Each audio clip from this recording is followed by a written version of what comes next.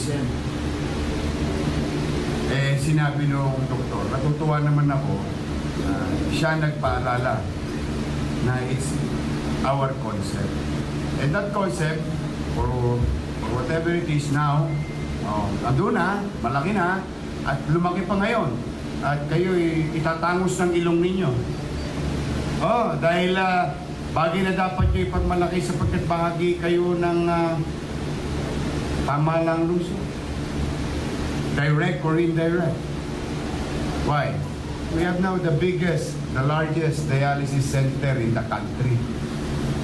Not even a national kidney can compete with Gat Andres Bonifacio.